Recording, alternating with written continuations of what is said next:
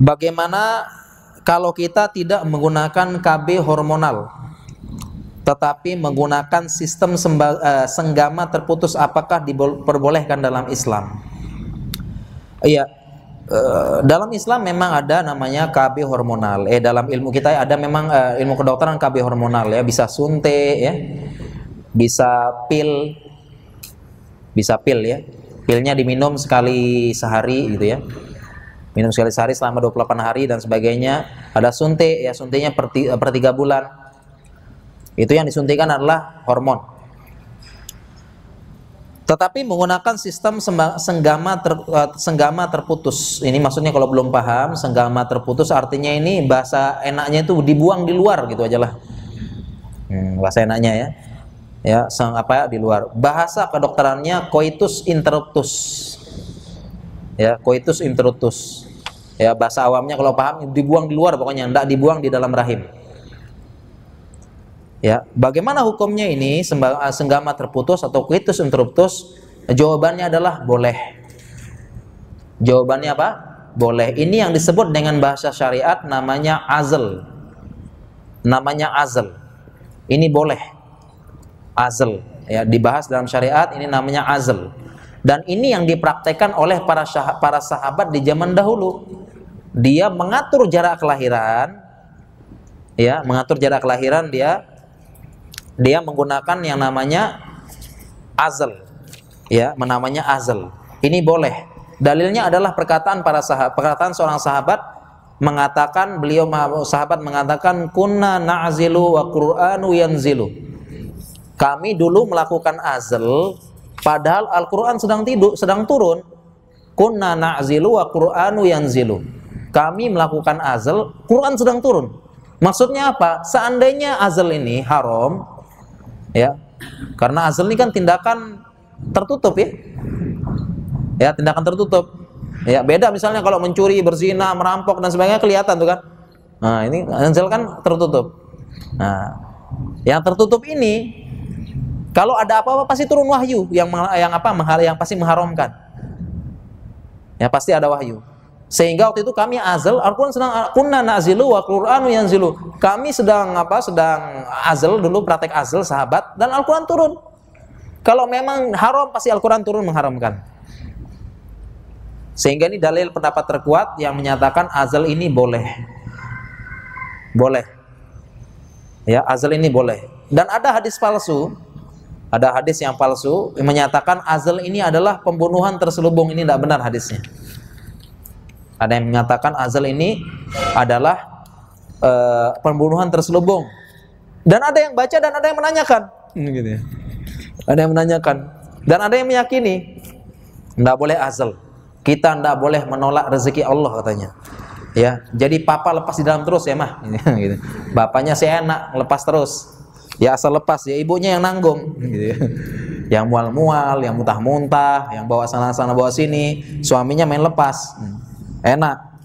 Ya, enak. Mama papa pengennya live. Enggak mau siaran tunda. Pengennya live papa, enggak enak siaran tunda, pengen live ya.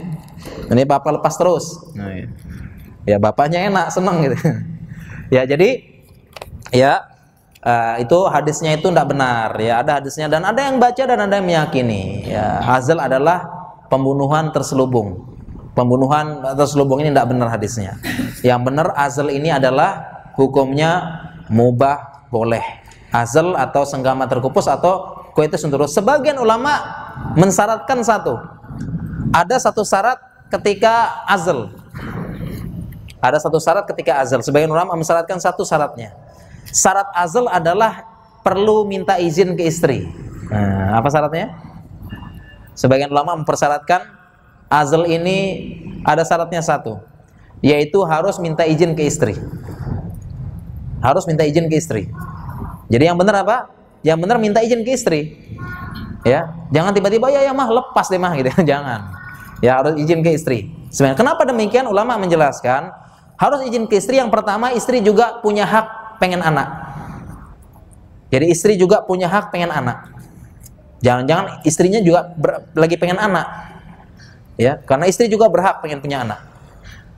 Jadi pertama, kemudian yang kedua, karena istri juga ini, mohon maaf ya, pengen merasakan kenikmatan juga.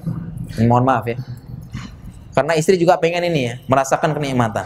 Karena azal itu bisa memutus kenikmatan istri.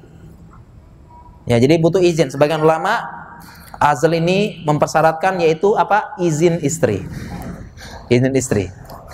Ya. Izin istri. Jadi mau lepas duluan atau duluan perlu kasih tahu istrinya, artinya perlu komunikasi ya. Perlu komunikasi. Sehingga hukumnya senggama terkupus ini hukumnya adalah boleh, dan sebagian ulama menyatakan perlu ada izin dari istri. Ya, pokoknya masalah ini banyak komunikasi deh, jangan kaku ya, selesai dan sebagainya, sudah habis. Kayak jual beli aja, selesai habis gitu. Jadi harus ada izin istri. Ya. Tidak menggunakan KB hormonal ya enggak apa-apa. Tidak apa-apa dia enggak pakai KB. Enggak apa-apa dia enggak pakai KB hormonal, enggak apa-apa.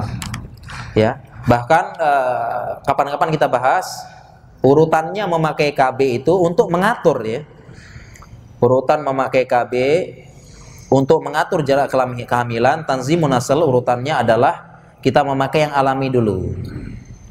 Kita usahakan yang memakai alami dulu. Kita pakai dulu apa? Kita pakai dulu metode alami, ada kalender, ada ini azal ini, kemudian ada pakai apa pengamannya, bahasanya kondom ya, itu boleh pakai itu dulu, yang pakai alami dan non invasif. Kemudian urutan kedua baru kita pakai spiral, karena spiral tidak ada walaupun invasif tapi tidak pakai hormon, baru yang selanjutnya pakai hormon. Itu urutan-urutan untuk memilih KB.